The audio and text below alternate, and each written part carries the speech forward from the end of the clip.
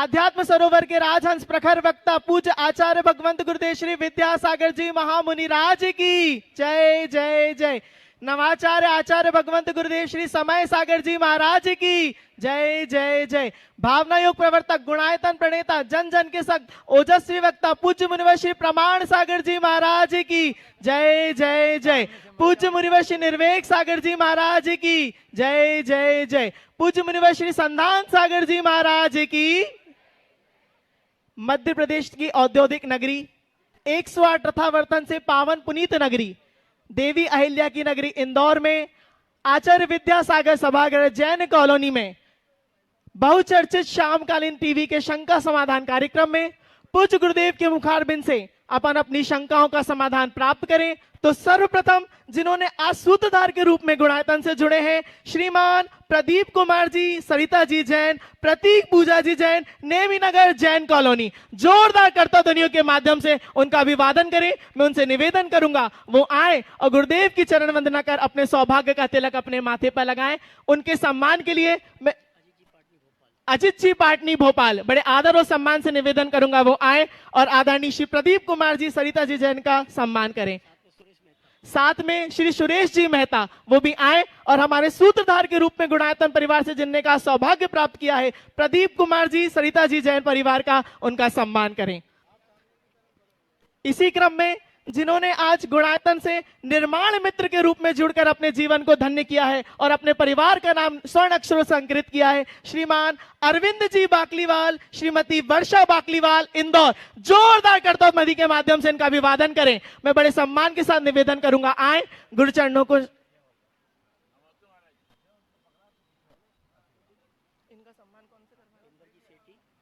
आप इनको दे दो, आप मनीष जी लोहार, मनीष जी बुढ़ा। मैं निवेदन करूंगा श्री प्रदीप कुमार जी, सरिता जी जैन जिन्होंने आज सूत्रधार के रूप में गुणायतन परिवार से जुड़ने का सौभाग्य प्राप्त किया, एक बार जोरदार तालियों से उनका अभिवादन करें। निर्माण मित्र के रूप से जिन्होंने गुणायतन से जुड़कर अपने जीवन को धन्य किया है श्रीमान अरविंद जी बाकलीवाल, श्रीमती वर्षा बाकलीवाल इंदौर, एक बार जोरदार करते ध्वनि से सदन में उपस्थित प्रत्येक व्यक्ति जोरदार करते ध्वनि से इनका अभिवादन करेंगे और इनके सम्मान के लिए बड़े आदर से आमंत्रित करूंगा इंदर जी सेठी और मनीष जी बुढ़ार आए और आदरणीय श्री अरविंद जी बाकलीवाल, श्रीमती वर्षा बाकलीवाल जिन्होंने निर्माण मित्र के माध्यम से आज गुणायतन से जुड़ने का सौभाग्य प्राप्त किया है उनका सम्मान करें। श्रीमान अरविंद जी बाकलीवाल, श्रीमती वर्षा जी बाकलीवाल सम्मान करने के लिए जिनका नाम मंच से उच्चारित किया जा रहा है वो लोग आए और हमारे पुण्यशाली श्रावक का सम्मान करें।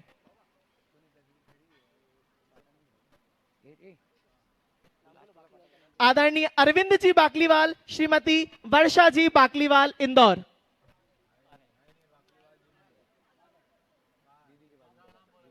इसी क्रम में जिन्होंने सौभाग्य का तिलक अपने माथे पर लगाकर सूत्रधार से स्तंभ के रूप में गुणायतन परिवार से जुड़ने का सौभाग्य प्राप्त किया है श्रीमती अनीता संजय जी नायक, संदली सुहानी नायक इंदौर। मैं बड़े आदर और सम्मान के साथ उनको भी निवेदन करूंगा वो मंच पर आए और पूज्य गुरुदेव का आशीर्वाद प्राप्त कर अपने सौभाग्य का सिंदूर अपने माथे पर लगाएं। अनीता संजय नायक जिन्होंने सूत्रधार से स्तंभ के रूप में आज गुणायतन परिवार से जुड़ने का सौभाग्य प्राप्त किया है श्रीमती अनीता संजय जी नायक, संदली सुहानी जी नायक इंदौर। और मैं इनके सम्मान के लिए बड़े आदर के साथ आमंत्रित करूंगा हेमंत जी काला, शरद जी गंगवाल को वो आए और हमारे स्तंभ परिवार का सम्मान करें।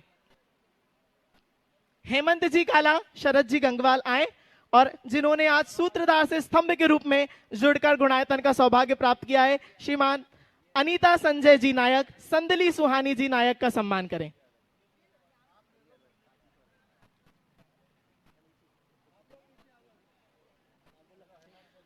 श्रीमती अनीता संजय जी नायक, संदली सुहानी जी नायक परिवार इंदौर जिन्होंने सूत्रधार से स्तंभ के रूप में जुड़कर आज अपने परिवार को, अपने गौरव को शोभान्वित किया है। हेमंत जी काला और सरोज जी गंगवाल आए और शरद जी गंगवाल और हेमंत जी काला मैं निवेदन करूंगा जिनके नामों का उच्चारण मंच से हो रहा है वो आए और हमारे पुण्यशाली श्रावक का सम्मान कर अभिवंदन करें।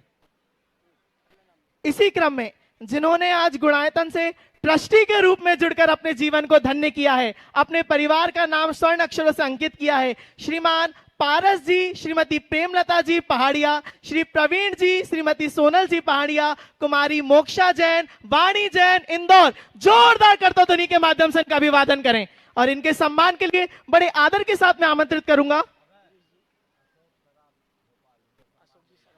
अशोक जी सराफ भोपाल और गिरीश जी गिन्नी ग्रुप, जो हमारे ऐतिहासिक सिद्ध चक्र महाविधान मंडल विधान के भोजन पुण्यार्जक परिवार थे। बड़े आदर और सम्मान के साथ आमंत्रित करूंगा कि श्रीमान पारस जी, श्रीमती प्रेमलता जी पहाड़िया, श्री प्रवीण जी, श्रीमती सोनल जी पहाड़िया, कुमारी मोक्षा जैन, वाणी जैन इंदौर परिवार का, जिन्होंने आज गुणायतन से ट्रस्टी के रूप में जुड़कर अपने परिवार को धन्य किया है। एक बार जोरदार तालियों से इनका अभिवादन करें। मैं पूरे परिवार को बड़े सम्मान के साथ आमंत्रित करूंगा वो आए और गुरु चरणों में नमोस्तु निवेदित कर अपने सौभाग्य का तिलक अपने माथे पर लगाएं। श्रीमान पारस जी, श्रीमती प्रेमलता जी पहाड़िया, श्री प्रवीण जी, श्रीमती सोनल जी पहाड़िया, कुमारी मोक्षा जैन, वाणी जैन इंदौर, जिन परिवारों ने आज गुणायतन से जुड़कर अपने जीवन को धन्य किया है, उनका सम्मान और अभिवादन तो हो रहा है और गुरुदेव का आशीष भी वो लोग प्राप्त कर रहे हैं, परंतु सभा में उपस्थित सभी लोग कर्तव्यध्वनि के माध्यम से कारित अनुमोदना से अपने पुण्य का संचय कर सकते हैं। एक बार जोरदार कर्तव्यध्वनि से पुण्यशाली श्रावक के लिए। इसी क्रम में जिन्होंने आज गुणायतन से ट्रस्टी के रूप में जुड़कर अपने जीवन को धन्य किया है, श्रीमान सीए विकास जैन पाटनी, पुत्र स्वर्गवासी प्रवीण चंद्र जी पाटनी, अजमेर वाला परिवार इंदौर। एक बार जोरदार करता ध्वनि से इनका अभिवादन करें। मैं पूरे परिवार को बड़े आदर और सम्मान के साथ निवेदन करूंगा वो आए और पूज्य गुरुदेव से आशीर्वाद प्राप्त कर अपने सौभाग्य को जगाएं। एवं उनके सम्मान के लिए बड़े आदर और सम्मान के साथ मैं आमंत्रित कर रहा हूं। उनका सम्मान करेंगे धर्म प्रभावना समिति से श्रीमान दिलीप जी गोदा एवं हमारी धर्म प्रभावना समिति के कर्मठ महामंत्री श्री हर्ष जी जैन, वो आए और आदरणीय सीए विकास जी पाटनी परिवार का, जिन्होंने ट्रस्टी के रूप में गुणायतन से जुड़कर अपने जीवन को धन्य किया है, सम्मान करें।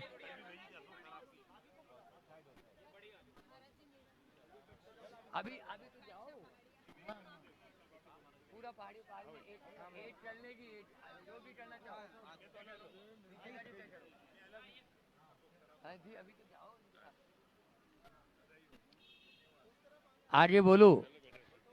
इसी क्रम में जिन्होंने आज गुणायतन से ट्रस्टी के रूप में जुड़कर अपने पूरे परिवार को धन्य किया है और अपने परिवार का नाम स्वर्ण अंकों से रेखांकित किया है, श्रीमान प्रतिपाल जी टोंगिया, पीयूषपाल जी टोंगिया, गोमास्ता नगर इंदौर। जोरदार करता ध्वनि से उनके पूरे परिवार की अनुमोदना करें।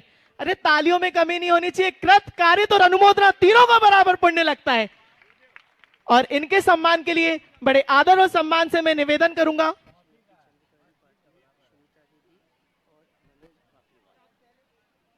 इनके सम्मान के लिए मैं ऐसे व्यक्तित्व को आमंत्रित करना चाह रहा हूं जिनका भी जोरदार तालियों के माध्यम से अभिवादन होना चाहिए। परम गुरु भक्त श्रीमती चंद्रकला जी पाटनी रांची, ब्रह्मचारिणी सुनीता दीदी जी एवं मनोज अनामिका बाकलीवाल परिवार इंदौर, वो आए और जिन्होंने आज ट्रस्टी के रूप में गुणायतन से जुड़कर अपने जीवन को धन्य किया है।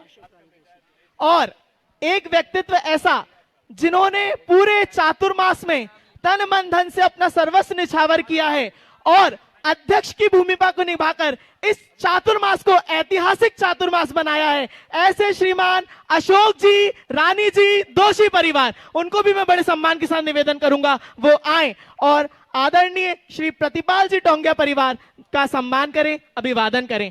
एक बार हमारे धर्म प्रभावना समिति की पूरी टीम और अध्यक्ष महोदय के लिए जोरदार करता ध्वनि से आप लोग उनका भी अभिवादन करें।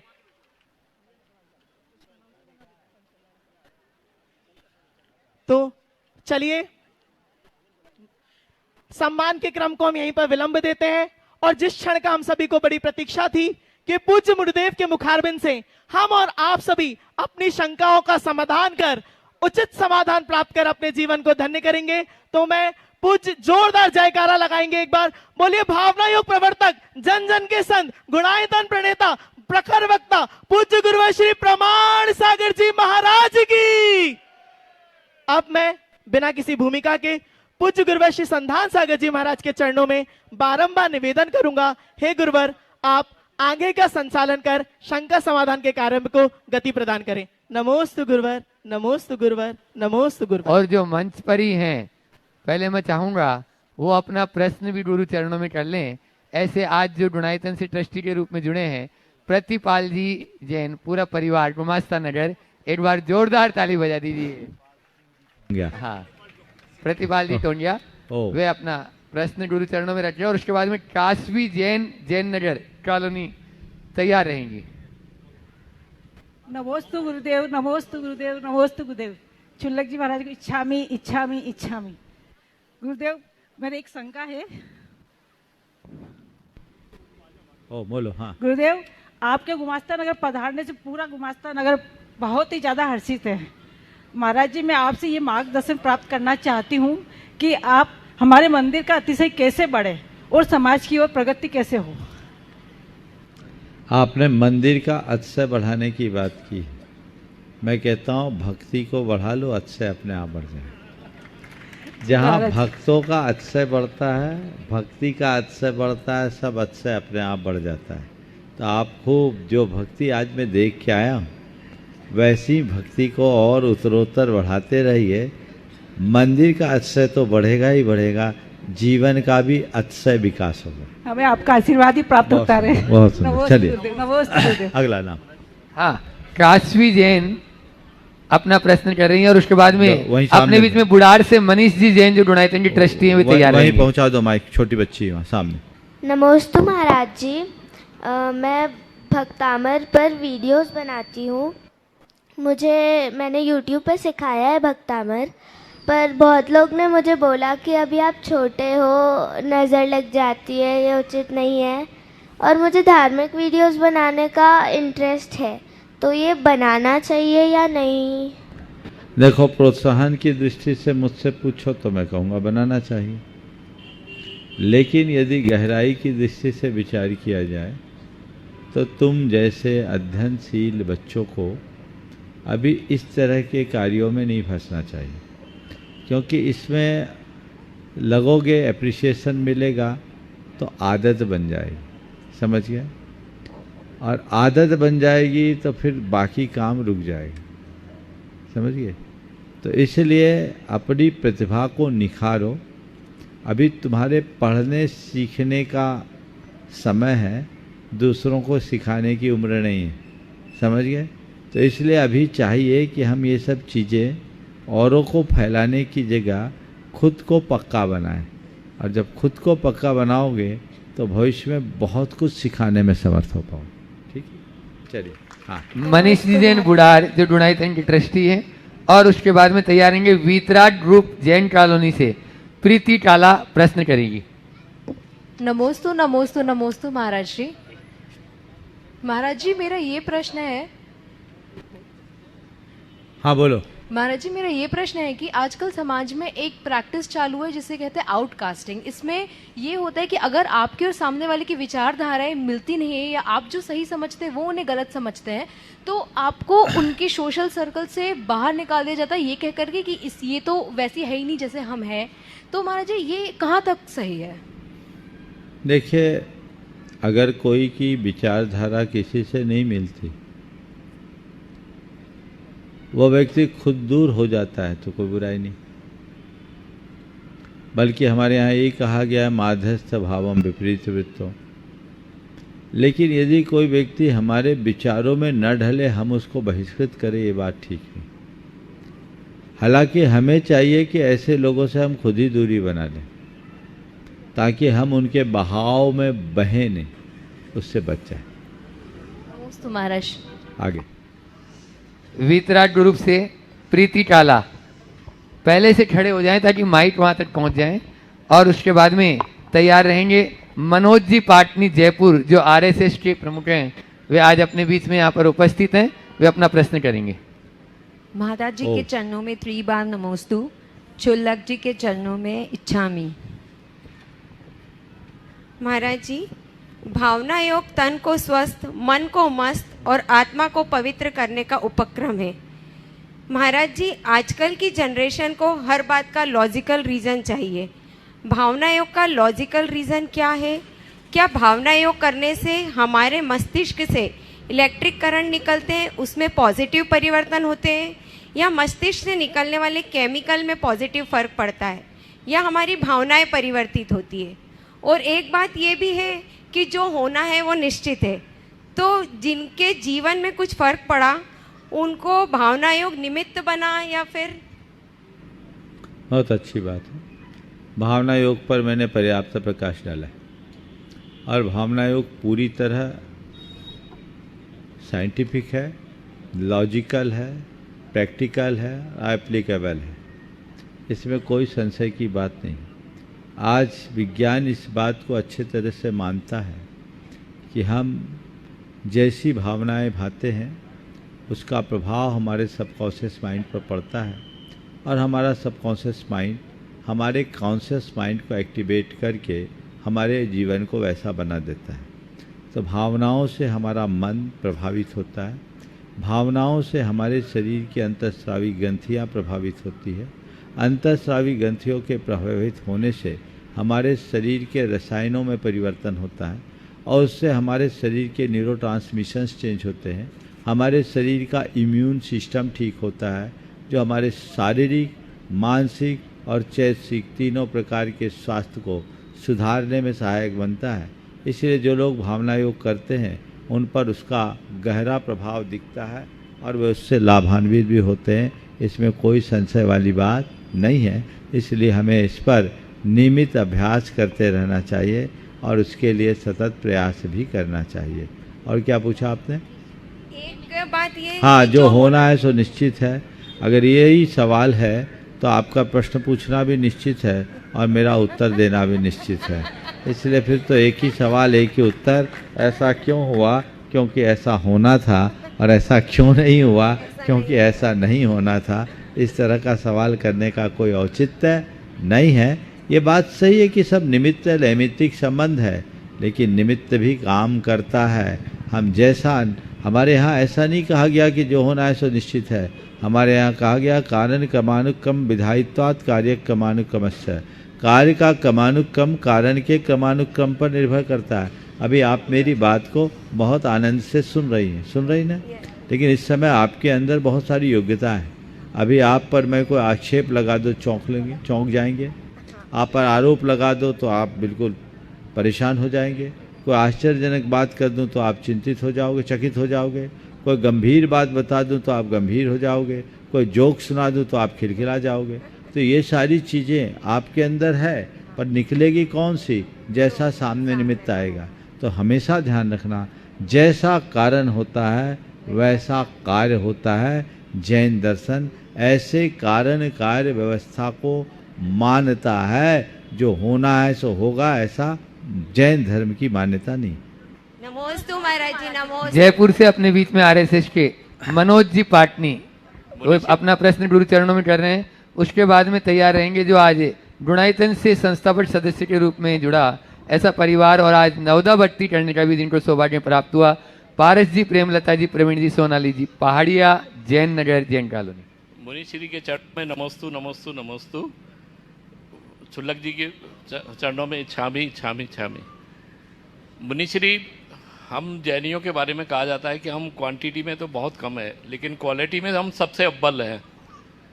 अब हम जैनियों को, मुनि श्री, हमको विशेष तौर से हमारे जो राजनीति का जब भी विषय आता है तो हम लोग अपने आप को निरस्ता से ग्रस्त पाते हैं।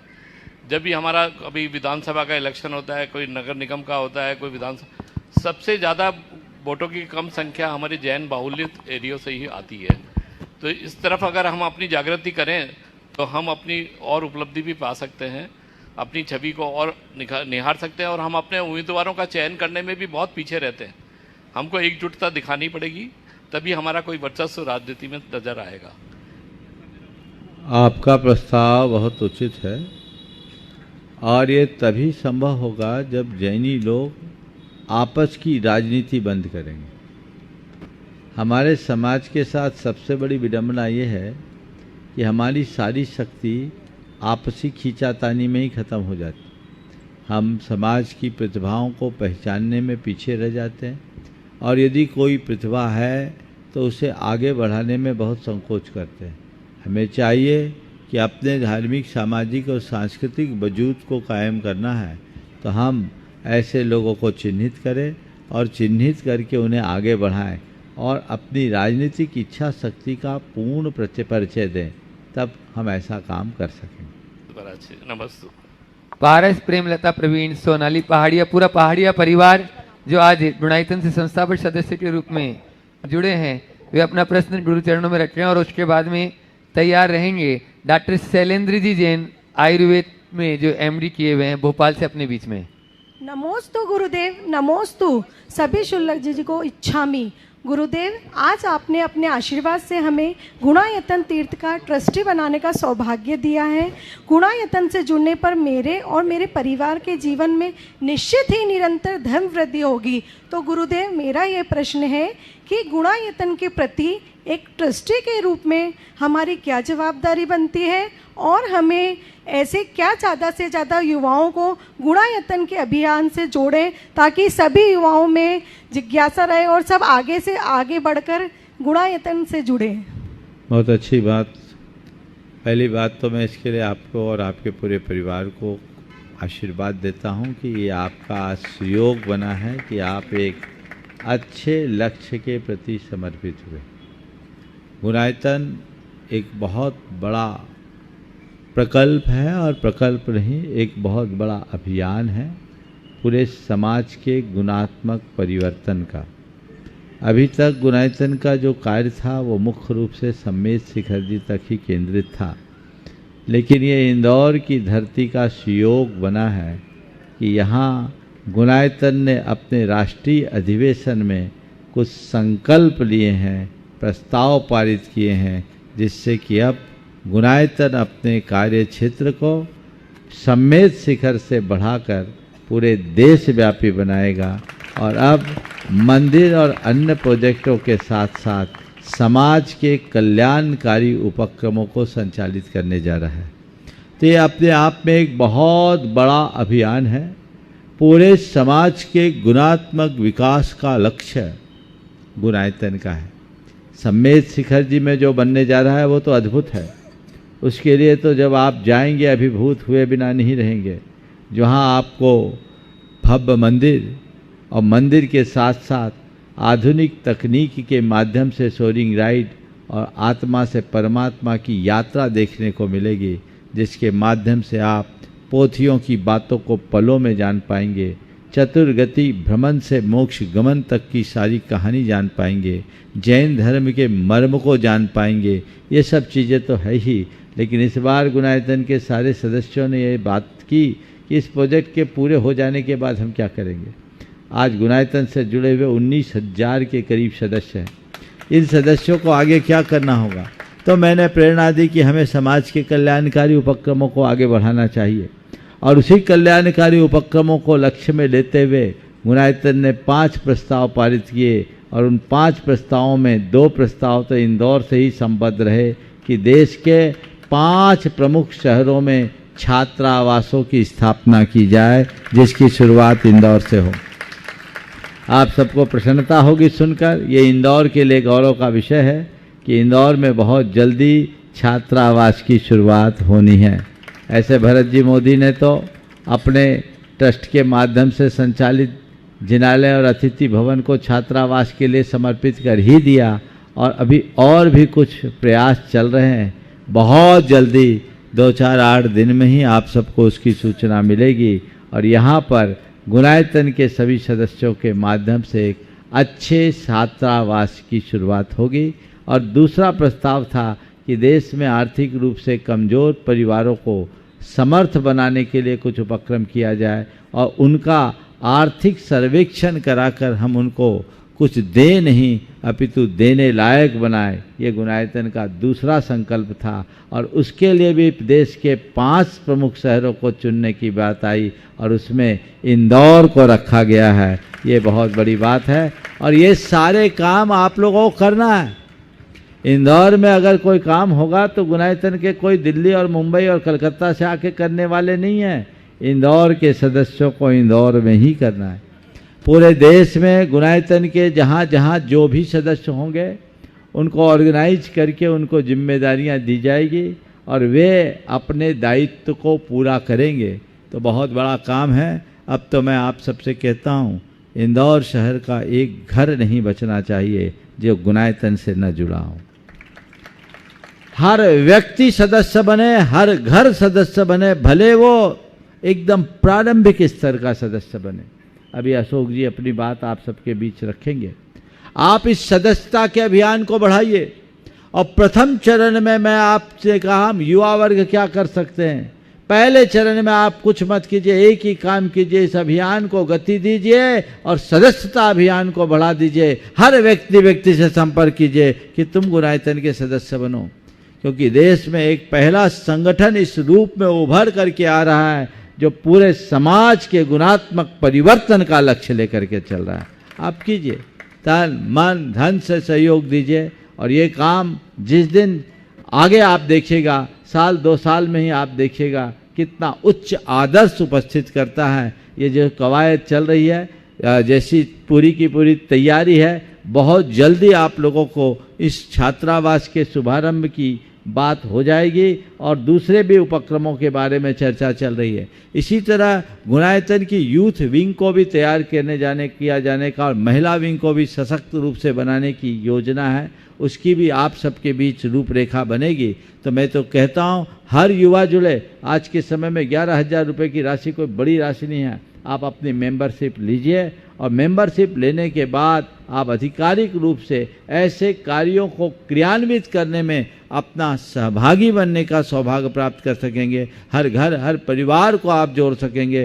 तब आपको लगेगा कि हम एक ऐसे ऑर्गेनाइजेशन से जुड़े हुए हैं जो पूरे देश में पूरी समाज का कल्याण करने के लिए संकल्पित है, पूरे समाज को परिवर्तित करने के लिए संकल्पित है। तो हम उसके लिए समर्पित होंगे, सुनिश्चित सुपरिणाम आएगा। अगला सवाल आए उससे पहले मैं चाहूँगा अशोक जी दोषी और इंदर जी पाठ सेठी वो अपनी बात रखें। हेलो गुरुदेव, आज आपको साक्षी मानकर हम पूरा पहाड़िया परिवार ये संकल्प लेते हैं कि इंदौर में जो भी प्रकल्प आपके द्वारा चालू किए जाएंगे उसे सफल बनाने के लिए हम भरपूर प्रयास करेंगे। बहुत सुंदर। मुझे विश्वास है इंदौर के उपक्रमों को आगे बढ़ाने में पहाड़िया परिवार ने, इंदौर का जन जन बच्चा बच्चा समर्पित रहेगा कि नहीं रहेगा? एक बार जोरदार हाथ उठा करके। अशोक जी दोषी। मणि संघ के चरणों में सशत वंदन। छुल्लक जी को इच्छामी। उपस्थित सभी धर्मानुरागी भाइयों को सादर जय जिनेन्द्र। देखिए, बहुत ही खुशी की बात है और बहुत पुण्य की बात है कि जब से चतुर्मास स्थापना हुई है उसमें सबसे लंबा प्रवास जो हुआ है पूज्य मुनिश्री का जैन कॉलोनी में हुआ है। आज 4 दिन हो रहे हैं। ऐसा लंबा प्रवास कहीं भी नहीं हुआ है। सब जगह कॉलोनी में गए, 1-2 कॉलोनी में, लेकिन एक दिन, एक नाइट या 2 दिन मुश्किल से रुके हैं। लेकिन आपके यहाँ 4 दिन या 5 दिन भी हो जाए, मुझे कुछ पता नहीं उस बात के लिए। इसके लिए आपको बहुत बहुत बधाई देता हूँ मैं सबसे पहले है। दूसरी बात, मैं आपको एक गुणायतन एक अंतर्राष्ट्रीय संस्था है। आप लोगों को लगता है कि हम मंदिर बना रहे हैं, ऐसा कुछ भी नहीं है। वो एक हमारा प्रोजेक्ट है, लेकिन एक हमारा अभियान दूसरा है। हमारा अभियान यह है कि समाज के हर वर्ग को गुणायतन के द्वारा कुछ फायदा मिले और उनका जो जीवन स्तर है वो थोड़ा ऊंचा उठे। समाज में कई तरह के लोग हैं जो निम्न आय से लेकर ऊपरी आय तक के हैं, लेकिन जिनकी मध्यम या लो आय है उनके लिए हम बहुत कल्याणकारी एक योजना ला रहे हैं। और चूंकि ये प्रस्ताव इंदौर में पास हुआ है तो इसकी शुरुआत भी हम इंदौर से करेंगे। और तीसरी हमने एक छात्रावास रखा है। 2 छात्रावास हम इंदौर में खुल रहे हैं बहुत जल्दी। और महाराज श्री के जाने के पहले ही हम उसका उद्घाटन या शिलान्यास करवा कर ही रहेंगे, ऐसा हमारा भावना है। कृपया इस बात पे भी आप तालियां बजा दें। तीसरी जो महत्वपूर्ण बात मैं ये रख रहा हूँ कि देश की सुरक्षा भारत सरकार करती है और सैनिक करते हैं। इसी तरह धर्म की सुरक्षा या आपके आध्यात्म की सुरक्षा कौन करेगा? गुणायतन परिवार करेगा। ये गुणायतन परिवार में आप खुद भी रहेंगे, हम भी रहेंगे, सब लोग रहेंगे। जैसे आपको LIC वाले कहते हैं कि जिंदगी के साथ भी और जिंदगी के बाद भी, इसी तरह आपके अध्यात्म को और धर्म को आपके साथ और आपके बच्चों के भविष्य के साथ में गुणायतन परिवार हमेशा खड़ा रहेगा। इस बात की हम गारंटी आपको देते हैं। तीसरी बात यह है कि हम यहाँ पर एक सदस्यता अभियान, जो कि अब इंदौर में 15,000 परिवार कम से कम है मेरे अनुमान से, तो हम चाहते हैं गुणायतन से 5,000 परिवार कम से कम जुड़े। इसके लिए हम पूर्व, पश्चिम, उत्तर, दक्षिण और मध्य इस तरह से 1,000 परिवार का टारगेट देते हैं। जिस दिन हम आए थे उस दिन शायद लोहारिया जी ने बताया था कि यहाँ 5000 परिवार जैन कॉलोनी और उसके आसपास की कॉलोनियों में रहते हैं। तो हम 1000 परिवारों को टारगेट करते हैं कि कम से कम जो भी आपको सजेशन देना है उसमें कोई कंपलसरी नहीं है, कम से कम फीस हमारी 11,000 है और 1 टाइम ही है। जीवन में आपको केवल एक बार उसमें इन्वेस्टमेंट करना है, उसका रिटर्न आपको कितना मिलेगा धर्म के रूप में मैं बता नहीं सकता अभी आपको। तो आपको इसकी एक सदस्यता अभियान चला रहे हैं, जैसे भारतीय जनता पार्टी ने एक सदस्यता अभियान बनाकर भारत की सबसे बड़ी पार्टी बनी है। हमको पार्टी नहीं बनना, लेकिन हमको धर्म की रक्षा के लिए आप जैसे सभी लोगों को जोड़ना है। महिलाएं यहाँ विशेष रूप से दिखती है, जैन कॉलोनी में जब भी आओ तो 10 महिला मंडल होंगे यहाँ पे कम से कम, ऐसा मेरा अनुमान है। तो मैं चाहता हूँ कि महिलाओं को भी हम जवाबदारी देंगे, तो इसलिए हमने एक टीम बनी है यहाँ पर, जिसमें इंद्रजी सेठी, लोहिया जी, पाटोरी जी के साथ ही स्मिता जी गंगवाल, मनीला भूता जी, हिना जी जैन, किरण जी बड़ियातिया, कल्पना जैन, ये अभी सब लोग महाराज श्री से आशीर्वाद ले लें। और कल से ही हम इस अभियान की शुरुआत कर रहे हैं कि आपको घर घर पहुँच के, आज से ही घर घर पहुँच के 1000 मेंबर्स आपके आसपास कॉलोनी है, मून पैलेस, जो भी इंद्र लोग है, गुमास्ता नगर, सुधार नगर, जो भी कॉलोनी है, उन सब की जवाबदारी इन 6-7 लोगों से है। और मैं उम्मीद रखता हूं कि हमारी इस अपेक्षा में आप खरे उतरेंगे और 1000 परिवारों को हमसे जोड़ेंगे निश्चित रूप से, ऐसा मैं मानता हूं। सभी बहनें जरा आ जाएं ऊपर, जिनका मैंने नाम लिया है, स्मिता जी गंगवाल, मनीला जी भूता, हिना जी जैन, किरण जी बड़ियातिया, कल्पना जी जैन, कृपया आकर महाराज श्री से आशीर्वाद ले लें तो काफ़ी अच्छा रहेगा। वो दूसरी बात आपके पाटोजी जी, लोहिया जी और सेठी जी, ये 7 लोगों की एक टीम बनी है। अशोक जी, मेरा निवेदन ये है कि आपने इंदौर दक्षिण क्षेत्र से सिर्फ नेवी नगर की कार्यकर्ताओं को लिया है। मेरा निवेदन है कि जैसे गुमास्ता नगर है, वैसे आदरणीय कुसुम जी हैं, कुसुम भाभी हैं, तो और सुदामा नगर से भी हैं, तो सभी लोगों के मैं अगर कुसुम भाभी को बुलाऊं तो उनके साथ में जो भी उस क्षेत्र की जो महिलाएं उनको जोड़ेंगे तो ज़्यादा अच्छा रहेगा। तो कुसुम भाभी, श्रीमती कुसुम जी टोंगिया। हमारे युवा कार्यकर्ता श्री संदीप जी गंगवाल ने अभी घोषणा की है कि 100 सदस्य मैं अकेले बनाऊंगा, इसलिए धर्म प्रबंधन समिति उनका अभिनंदन करती है।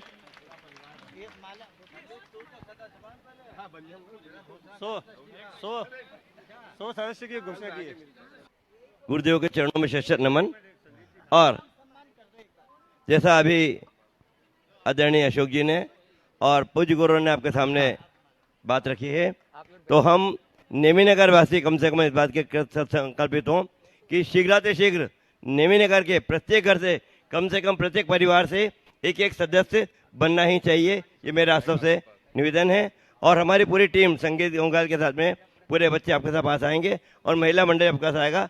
आपको सभी को इस अभियान से जुड़ना है और सभी को उसमें सदस्य बनना है। इंद्र कुमार जी सेठी वे अपना प्रश्न गुरु चरणों में रखें, उसके बाद में डॉक्टर शैलेंद्र जी कटनी भोपाल तैयार रहेंगे। परम पूज्य मुनिश्री प्रणाम साहब जी महाराज सत्संग के चरणों में कोटि कोटि नमन। शुल्लक जी के चरणों में इच्छामी प्रमाण सागर जी महाराज जी। मेरी जिज्ञासा है महाराज जी की, हमारी जैन समाज में जितने उत्साह से जिन बिंब पंच कल्याणक प्रतिष्ठा महोत्सव होते हैं, चातुर्मास कलश स्थापना होती है, ऐसे कार्यों में समाज जन बढ़ चढ़कर दान भी देते हैं। लेकिन जब इन्हीं सदस्यों से समाज के असहाय, गरीब और आर्थिक रूप से कमजोर व्यक्ति के लिए हम शिक्षा, स्वास्थ्य और रोजगार के लिए आर्थिक सहायता मांगने जाते हैं तो अधिकांश लोगों से हमें निराशा हाथ लगती है। उन्हें इसके लिए कैसे आगे लाएं महाराज जी, कृपया मार्गदर्शन दें। देखिए, आपने जो बात कही है बहुत गंभीर है। ये बात सही है कि धार्मिक कार्यों में खासकर मंदिर आदि के निमित्त से लोग बहुत अच्छे उत्साह से दान करते हैं, लेकिन अपने साधर्मी जनों के लिए अपेक्षित सहयोग देने में प्राय पीछे हो जाते हैं। हमें इस बात को सदैव ध्यान रखना चाहिए कि साधर्मी की सहायता करना भी हमारा एक बहुत बड़ा कर्तव्य है। सम्यक दर्शन के 8 अंगों में वात्सल अंग भी एक अंग है जो हमारे सम्यक की पुष्टि करता। आचार्य समंतभद्र महाराज की इस उक्ति को हमें कभी नहीं भूलना चाहिए। न धर्मो धार्मिकैर बिना, जब तक धर्मात्मा है तभी तक धर्म है। इसलिए हमें ऐसे कार्यों के प्रति पूर्ण रुचि रखनी चाहिए, उत्साह रखना चाहिए। हालांकि मेरा अनुभव तो ये बताता है कि आज की खासकर नई जनरेशन को ऐसे कार्यों में ज़्यादा उत्साह रहता है। हम उनसे संपर्क करें, नए जनरेशन के युवाओं से हम प्रेरणा दें कि आप ऐसा कार्य करें, तो बहुत बढ़ चढ़ कर के हिस्सा लेते हैं बड़े और बूढ़े, बच्चे, नए पुराने, सबको ऐसे कार्यों में भी उत्साहित होना चाहिए। और हमारा पहला प्रयास होना चाहिए कि हमारे समाज में कोई भी कमज़ोर न रहे। कल हमने कहा था हमारे समाज में बहुत से लोग अति संपन्न हैं, तो कुछ लोग हैं जिनके जीवन में अति अभाव है, और हमें ज़्यादा कुछ करने की आवश्यकता नहीं है। एक संपन्न परिवार, एक गरीब परिवार को संपन्न बनाने का संकल्प ले ले तो पूरी समाज संपन्न हो जाएगी, कहीं कोई कमी नहीं रहेगी। आपके हृदय में ऐसा अनुराग होना चाहिए, साधर्मी वात्सल्य की ललक जगनी चाहिए। अगर ये भाव आपके मन में जग गया तो ये सब बातें कोई कठिन नहीं है। जो लोग ऐसा कार्य करते हैं वे हतोत्साहित न हो। आप अब इस अभियान की तहत ऑर्गेनाइज तरीके से करें, ट्रांसपेरेंसी रख करके अगर ऐसा कार्य करेंगे तो परिणाम अच्छे से अच्छा आएगा। और मैं पुनः सभी से कहता हूं कि आपको इस तरह के कार्य करना चाहिए। आज भी मेरे संपर्क में ऐसे अनेक लोग हैं जो इस तरह के कार्य में बहुत उदारता से अपना योगदान देते हैं। हमें ऑर्गेनाइज तरीके से ऐसा कार्य करना चाहिए और कोशिश करना चाहिए कि हमारे समाज में अर्थाभाव के पीछे कोई भी धर्म विमुख ना हो, हम उन्हें हर अर्थ में समर्थ बनाने की कोशिश करें। डॉक्टर साहब अपना प्रश्न कर रहे हैं और उसके बाद में सीए विकास जी पाटनी अजमेर वाले, जो आज गुणायतन से संस्थापक सदस्य के रूप में जुड़े हैं, सीए विकास जी पाटनी परिवार। हाँ बोलिए। नमस्ते महर्षि। महर्षि 24 नवंबर के दैनिक भास्कर में यह समाचार प्रकाशित हुआ है कि ब्रिटेन को भाया आयुर्वेद ब्रिटिश स्वास्थ्य योजना में शामिल होगी आयुर्वेद चिकित्सा पद्धति। महर्षि एक समय था जब अंग्रेजों के शासनकाल में आयुर्वेद का पतन हुआ था, और आज वही यह एक समय आ रहा है जब अंग्रेज खुद आयुर्वेद का लोहा मान रहे हैं, जो कि यह साबित कर रहा है कि आने वाला समय आयुर्वेद का होगा। महर्षि आचार्य महाराज ने आयुर्वेद के प्रति अपना विशेष आशीर्वाद प्रदान किया, जिसके फलस्वरूप पूर्णायु और शांति धारा जैसे प्रकल्प आज कार्य कर रहे हैं। तो महर्षि मेरा प्रश्न यह है कि आचार्य महाराज दूरदृष्टा थे या भविष्य दृष्टा? वो दूरदृष्टा और भविष्य दृष्टा तो थे ही, क्रांत दृष्टा भी थे। उन्होंने बहुत बड़े परिवर्तन को देखा और उसी दिशा में उन्होंने आगे काम बढ़ाया। ये हम सब के लिए बहुत गौरव का विषय है कि आज आयुर्वेद का लोहा ब्रिटिश लोग भी मान रहे हैं। हमें चाहिए कि हम इसे जगत व्यापी बनाएं और अपनी प्राचीन चिकित्सा पद्धति को पुनर्प्रतिष्ठित करने में अपना तन मन धन सभी लगा। सीए विकास जी पाटनी अजमेर वाले इंदौर, जो आज गुणायतन से संस्थापक सदस्य के रूप में जुड़े हैं, वे अपना प्रश्न गुरु चरणों में कर रहे हैं। और उसके बाद में Pradeep ji Batliwal, Digambar Jain social group federation, अपना प्रश्न करेंगे। नमस्तु महाराज। नमस्तु। नमस्तु नमस्तु नमस्तु। महाराज जी, मेरा प्रश्न कुछ अलग हटके है। बच्चे फॉरेन तो जा रहे हैं और उन्हें जाने से रोकना भी नहीं है, क्योंकि वहाँ उनकी मानसिक और शारीरिक विकास का फर्क पड़ता है। पर यदि हम चाहते हैं कि वहाँ जाने वाले बच्चों को कुछ ऐसे छोटे 2 नियम दिला दिए जाए ताकि वो हमारी संस्कृति को वहाँ भी गौरवान्वित कर सके, तो ऐसे छोटे छोटे 2 नियम जो उनको भी भार नहीं लगे और परिवार को भी भार नहीं लगे, ऐसे 2 छोटे नियम उन बच्चों को हम दिलाएं ताकि वो हमारी संस्कृति को। जो भी बच्चे जाते हैं मैं उनको 2 नहीं 7 नियम दिलाता हूँ, और 7 नियम उनके जीवन के सुरक्षा कवच बन जाते हैं। ऐसे नियम जिन्हें वो बहुत आसानी से निभा सके और अपने जैनत्व की कसौटी में खरा उतर सके। वो नियम मैं सबको दिलाता हूँ कि मद जीवन पर्यंत किसी प्रकार का नशा नहीं करना, कभी किसी प्रकार से नॉनवेज नहीं खाना, विवाह से पूर्व ब्रह्मचर्य रखना, विवाह माँ बाप की सहमति से सजाती बंधुओं में करना, दोस्ती को दोस्ती तक सीमित रखना, गलतियों को माँ बाप से न छिपाना और कभी सुसाइड नहीं करना। ये 7 नियम अगर बच्चे ले ले तो उनको कहीं कोई कठिनाई नहीं होगी। आपने 2 नियम बोला तो मैं उनसे 2 नियम में भी राजी हो जाता हूँ। उनसे तय 2 संकल्प लेना कि जीवन में ऐसा कोई काम नहीं करना जिससे जैनत्व तो खंडित हो, और जीवन में ऐसा कोई काम नहीं करना जिससे जीवन कलंकित हो। बस ये 2 संकल्प ले लो, काम हो जाएगा। जैनत तो खंडित ना हो और जीवन कलंकित ना हो, ये संकल्प लोगे सुरक्षित रहो।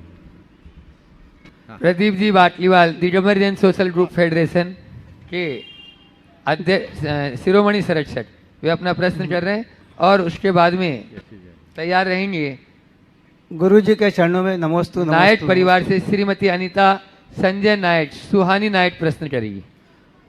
Digambar Jain social group federation द्वारा आयोजित अंतर्राष्ट्रीय योग वृत्ति परिचय सम्मेलन हो रहा है। पूरे वर्ल्ड में इससे बड़ा नेटवर्क अभी तक परिचय सम्मेलन में नहीं हुआ। परिचय सम्मेलन का मुख्य उद्देश्य है समाज की बेटी समाज में। गुरुजी, हम जब इस प्रकार से ये विज्ञापन कर रहे हैं समाज की बेटी समाज में, और हमारे समाज की बेटी और बेटे दूसरे समाज में बहुत जा रहे हैं, आपके मार्गदर्शन में किसी भी प्रकार से आपके प्रवचन माला में इस बात को बहुत स्पष्ट किया जाए कि समाज की बेटी समाज में क्यों दूसरी जगह जा रही है। देखिए, सबसे बड़ी ये चिंता बहुत गंभीर है और मैं तो अक्सर ही अपने प्रवचनों और शंका समाधानों में भी ये बातें करता हूँ, लेकिन इसका सॉल्यूशन हमें ढूंढना चाहिए। आप लोग परिचय सम्मेलन करा रहे हैं, बहुत अच्छी बात। उसका सीधा लाभ तो ये है कि आज लोगों को संबंध ढूंढने की जो परेशानी है वो कम होती, इसलिए इस तरह के कार्यों को प्रोत्साहित करते रहना चाहिए। पर मेरा मानना है कि परिचय सम्मेलन से समाज की बेटी समाज में रहे ये सुनिश्चित नहीं किया जा सकता। समाज की बेटी समाज में तभी रहेगी जब समाज की हर बेटी के हृदय में सामाजिक संस्कार और सरोकार स्थापित होंगे। हम उसके हृदय में धार्मिक सामाजिक संस्कार उत्पन्न न करें, उसे सामाजिक संस्कारों और सरोकारों से शून्य रखें, तो समाज में रहेगी कहाँ? उसकी प्राथमिकताएं बदल जाएगी और कदाचित समाज में रह भी लेगी तो उसके हृदय में सामाजिकता के भाव नहीं होंगे। आज सबसे बड़ी बात है, न केवल बेटी की बात, बेटी हो या बेटा, सबके साथ ये स्थिति है। ये बात हमें उनके अंदर बिठालना चाहिए कि वो बेटा हो या बेटी, समाज का बेटा, समाज की बेटी, समाज के मूल्य को समझे, धार्मिक सामाजिक संस्कारों से ओतप्रोत हो, ताकि उनको आगे बढ़ाया जा सके और वह अपने जीवन को विशुद्धतम बना सके। ये प्रयत्न प्रारंभ से करना चाहिए और अपने जीवन के प्रारंभिक अवस्था से इसकी शुरुआत करनी चाहिए। ये तय करना चाहिए कि जीवन साथी का चुनाव जीवन का कितना बड़ा निर्णय है और जीवन साथी के चुनाव के लिए हमें क्या ध्यान रखना चाहिए, ये बातें। और बच्चों की परवरिश कुछ इस तरीके से करनी चाहिए कि बच्चे आपकी बात माने, उन्हें लगे कि मेरे माँ बाप ने मुझे जो परामर्श दिया है इससे अच्छा परामर्श कोई दूसरा नहीं हो सकता। यदि ये बातें बच्चों के दिल दिमाग में बिठाल देंगे तभी इस तरह की समस्या का समाधान होगा। अब यहाँ दो तरह की समस्याएं सामने आती है।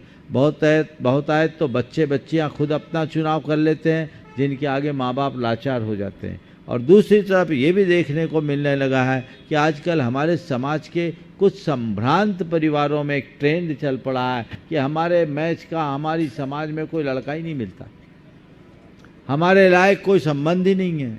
मैं उन नालायकों को क्या कहूँ जिनको पूरी समाज नालायक दिख रही, जिनको उनके लायक समाज में कोई नहीं दिख रहा। एक बार एक ने कहा कि हमारे लायक संबंध नहीं है हमारी समाज में। हमने कहा तुम कौन से समाज से आई, ये तो बताओ।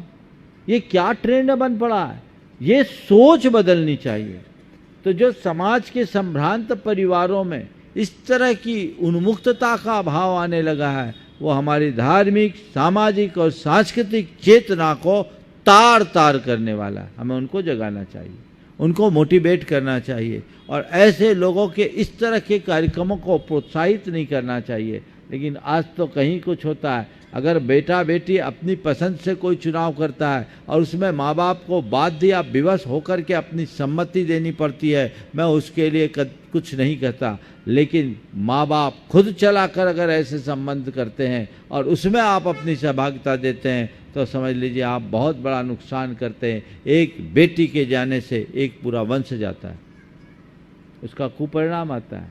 इस पर हमें सोचना चाहिए। हमारी संतति आगे तभी बढ़ेगी जब हम अपनी परंपरा को सुरक्षित रखेंगे और संतति रहेगी तभी संस्कृति रहेगी। इसलिए इस दिशा में भी हमें एक ऐसा अभियान चलाना चाहिए, लोगों को मोटिवेट करना चाहिए और उनके दिमाग में बिठाना चाहिए कि आज हम 45 लाख हैं, यदि यही स्थिति रही तो हम कहाँ रहेंगे।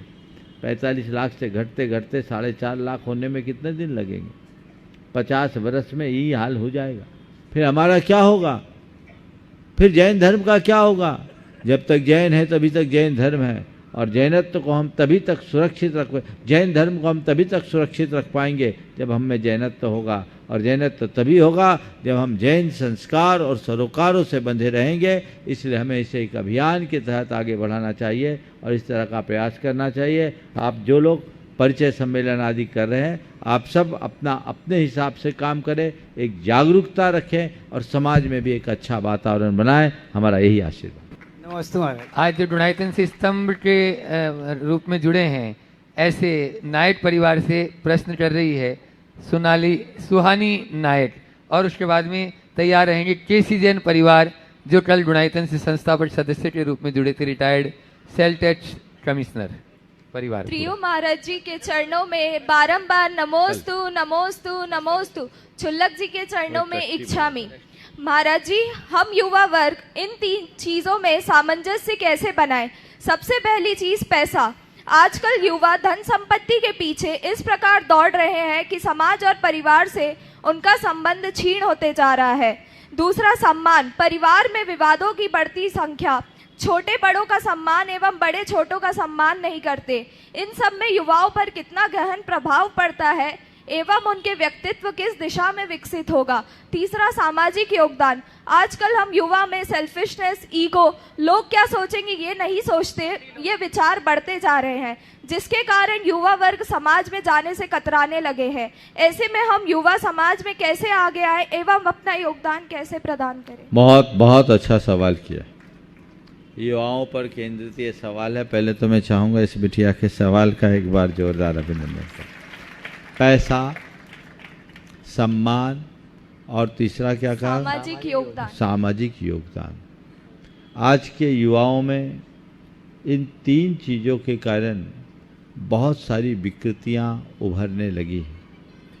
मेरा मानना है कि ये तीनों चीज़ें युवाओं में बाधक नहीं हैं, यदि उनके हृदय में हम दूसरी 3 बातें भर दें। पहली बात सांस्कृतिक निष्ठा, पहली बात सांस्कृतिक निष्ठा, दूसरी बात सद्भाव और तीसरी बात संवेदनशीलता। ये तीनों बातें बचपन से युवाओं में भर दें तो उनके अंदर इस तरह की बातों का कोई मूल्य नहीं रहेगा। वो पैसे को उतना ही महत्व देंगे जितना देना है।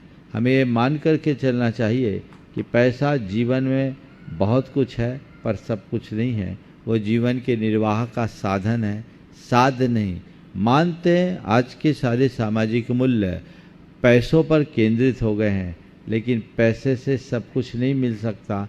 अगर हम बच्चों के हृदय में बचपन से ही ये बात बिठाल दें और उनके अंदर अध्यात्म की भावना जगा दें, सांस्कृतिक निष्ठा प्रकट कर दें, तो वो पैसा जोड़ेंगे, पैसे को महत्व भी देंगे, पर पैसे को सर्वस्व मानने की भूल से बच जाएंगे। हमें वो बात उनके मन में जगाना चाहिए। मान सम्मान भी हम एक दूसरे को तभी सिखा सकते हैं जब हम उनके हृदय में अपनी संस्कृति का बोध कराएं। हमें उन्हें बताना चाहिए कि हमारी सांस्कृतिक परंपरा क्या है, हमारे सांस्कृतिक मूल्य क्या है और किस तरीके से प्रेम, परस्परता, आत्मीयता, स्नेह और सद्भाव के साथ हमारे लोग जिया करते थे। और उसका अनुकरण भी तब कर पाएंगे वो जब वो बड़ों से देखेंगे। हम ये तो कहते हैं कि आज बच्चे बड़ों का सम्मान नहीं कर पाते, पर घर के बड़े हम अपने बच्चों के सामने अच्छा आदर्श कहाँ रख पाते। यदि बड़े अच्छे आदर्श उपस्थित करेंगे तो छोटे उनका अनुकरण जरूर करेंगे। तो हमें चाहिए कि बड़े भी वैसा आदर्श उपस्थित करें। और एक बात ध्यान रखना है, बच्चे बड़ों की विनय करें, ये तो ठीक है, लेकिन इसका मतलब ये नहीं कि बड़े बच्चों को कुछ न गिने। बच्चों को चाहिए कि वो बड़ों को बहुमान दे और बड़ों को चाहिए वो बच्चों पर ध्यान दे। बच्चे बड़ों का बहुमान करे और बड़े बड़ों बच्चों का ध्यान रखे, अपने आप सब चीज हो जाएगा। आप ये तो अपेक्षा रखते हैं कि बच्चे हमें रिस्पेक्ट दे, पर आप अपने बच्चों को कितना इनकरेज करते हैं, उनके ऊपर आपका कितना ध्यान है, ये बहुत महत्वपूर्ण सवाल है। इसलिए इसकी तरफ भी ध्यान देना चाहिए। इससे सद्भाव बढ़ेगा और सद्भाव बढ़ने से चीज़ें अपने आप आगे बढ़ने लगती है। तो हम इन सब बातों को बच्चों के हृदय में अपने जीवन के प्रारंभिक दौर से बिठाना शुरू कर दें तो उनमें कहीं कठिनाई नहीं होगी और वे अपने रास्ते पे आएंगे। और जहाँ तक सामाजिक योगदान की बात है, सामाजिक योगदान दो स्थितियों में हो सकता है, जब आपके मन में संवेदनशीलता हो और दूसरा कृतज्ञता का भाव, ग्रेटिट्यूड हो। संवेदनशीलता दूसरों की पीड़ा को अपनी पीड़ा की तरह देखने की क्षमता हो, और ग्रेटिट्यूड हमें दूसरों ने हमारे जीवन के निर्माण में जो योगदान दिया उसका हम स्मरण रखें। अगर हम ये दोनों बातों को ध्यान में रख करके चले तो सुनिश्चित तौर पर हम ये सब काम करने में समर्थ हो सकेंगे। नमोस्तु महाराज। सोनू मोनू परिवार, केसी जैन जो रिटायर्ड सेल टेस्ट कमिश्नर जो कल गुणायतन से ट्रस्टी के रूप में जुड़े, वो अपना प्रश्न गुरु चरणों में रखें और उसके बाद में अनिल जी जेएमबी परिवार तैयार रहेंगे। समय बचा तो हम भूले भटकों को राह दिखाने वाले, वेदना और संवेदना को पढ़ने वाले, हर शंका के समाधान करने वाले पूज्य गुरुदेव के चरणों में कोटिशा नमोस्तु नमोस्तु नमोस्तु। महाराज श्री जी, हमारा प्रश्न यह है कि कभी कभी ऐसे निमित्त मिलते हैं जब हम हमारे मन के भाव बिगड़ जाते हैं, पर हम शरीर से कोई दोष नहीं लगाते हैं। ऐसी स्थिति में अपने परिणामों को कैसे सुधारें, कैसे संभालें? देखिए, मन के भाव बिगड़े और हम दोष न लगाएं, बहुत अच्छी बात है, पर मन के भाव बिगड़े हैं, अपनी निंदा गढ़ा कर लीजिए और ये कहिए कि हे भगवान, मुझसे ऐसा हो गया, मैं इसकी पुनरावृत्ति नहीं करूं, मेरा ये पाप मिथ्या हो, तो उससे काम हो जाता है।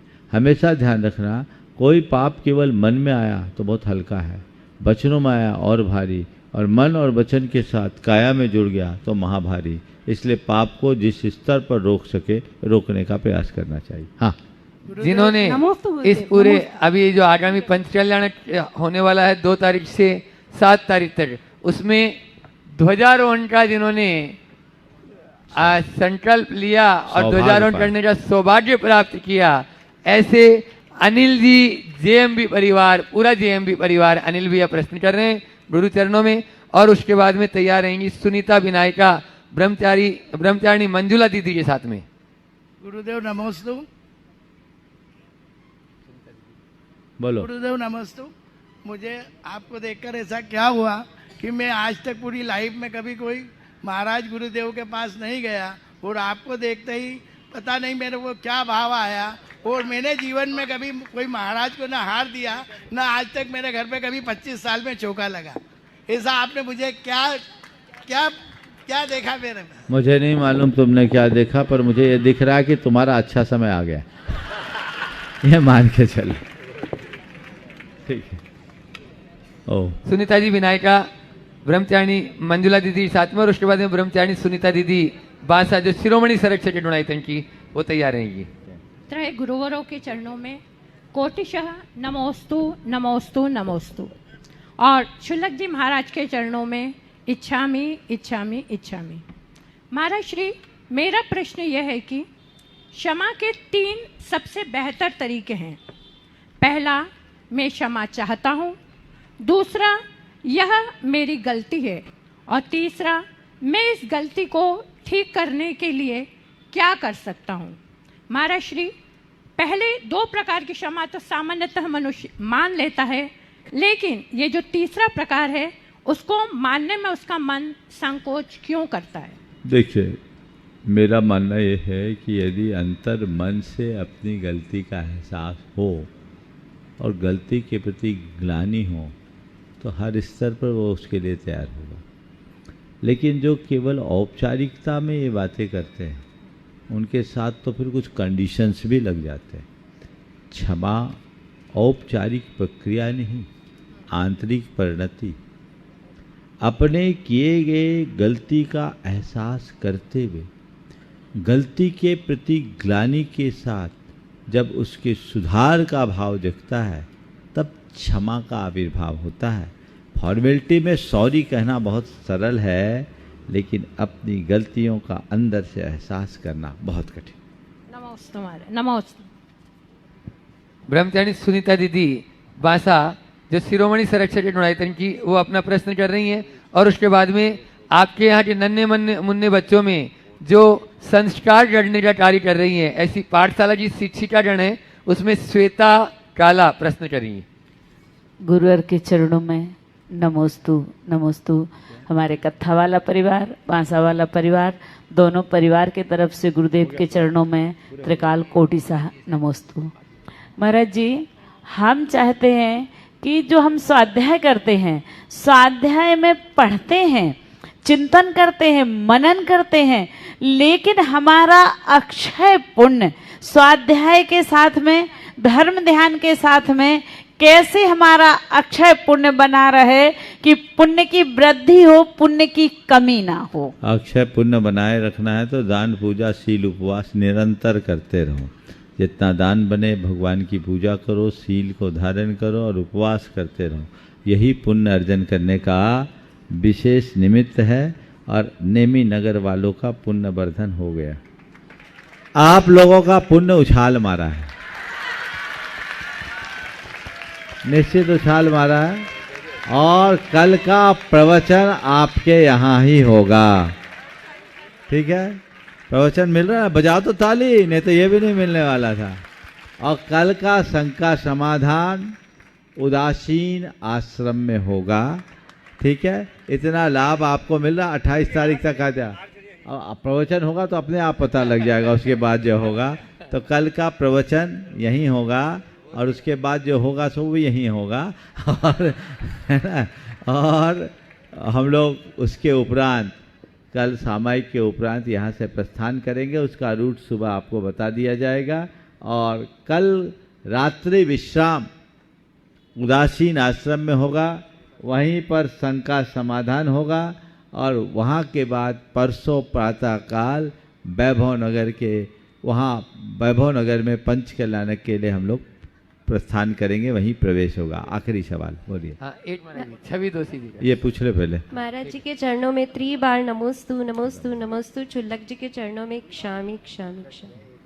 बोलो। महाराज जी, पुराणों में हमने पढ़ा है कि मुनि निंदा से कुष्ठ रोग होता है, तो ये कुष्ठ रोग क्या है? और आज जो ज्वलन समस्या है व्हाइट स्पॉट्स की, तो क्या वो कुष्ठ रोग में आता बहुत है? सुंदर। और इसमें किसको क्या पात्रता है और नहीं है? देखिए, व्हाइट स्पॉट और कुष्ठ रोग इन दोनों में बड़ा अंतर है। व्हाइट स्पॉट तो एक सामान्य चर्म रोग है जो मेरेलिन की कमी से होती है। ये हार्मोनल प्रभाव है, ये छूत का रोग नहीं है, इसे कुष्ठ रोग नहीं मानना चाहिए। कुष्ठ रोग ऐसा होता है जिसमें शरीर में बहुत सारे घाव होते रहते हैं, वो रिश्ता रहता है और वह छूत का भी कारण बनता है। तो वो कुष्ठ रोग अलग है, ये रोग अलग है। इसे कुष्ठ कभी नहीं मानना चाहिए, उन्हें अछूत भी नहीं समझना चाहिए। हाँ, गुरुदेव से मैंने इस विषय में बात की थी तो उन्होंने कहा चूँकि ये सामाजिक ग्लानि का कारण पड़ता है, इसलिए ऐसे लोगों को भगवान का अभिषेक नहीं करना चाहिए। पूजन कर सकते हैं और मुनियों को सीधे आहार देने का गुरुदेव ने निषेध किया, क्योंकि शरीर में बहुत ज़्यादा दाग होने से कई लोगों को ग्लानि का विषय बन जाता है। पर ऐसे लोग भी अनुमति प्राप्त करके पड़गाहन आदि की क्रिया कर सकते हैं। तो पहले पूछ ले, पड़गाहन आदि करे। चौके के कार्यों में थोड़ा बहुत ऊपरी सहयोग करने में भी हानि नहीं है, पर इसे छूत का रोग मानना कतई उचित नहीं। बोलिए। श्रीमती शांति देवी पाटनी, विनय कुमार जी पाटनी, जो छवि दोषी के बुआजी पोपाजी भी हैं और बैनाडा परिवार के से संबंधित है, वे अपना प्रश्न गुरु चरणों में रख रहे हैं। पाटनी परिवार। त्रैमंड राज्यों को नमोस्तु नमोस्तु नमोस्तु। सभी छुल्लक जी को एक शामी। महाराज जी, जब अनंत भगवान की दिव्य ध्वनि खिड़ती है तो उसको गणधर परमेशी झेलते हैं, लेकिन जब सामान्य केवली की खिड़ती है तो उनको कौन झेलता है? देखिए, अरहंत भगवान के गणधर का तो विधान है, सामान्य केवलियों के गणधर का कोई विधान नहीं है। तो अरहंत भगवान जो बोलते हैं वो द्वादशांगात्मक ज्ञान देते हैं, इसलिए गणधर की भूमिका होती है।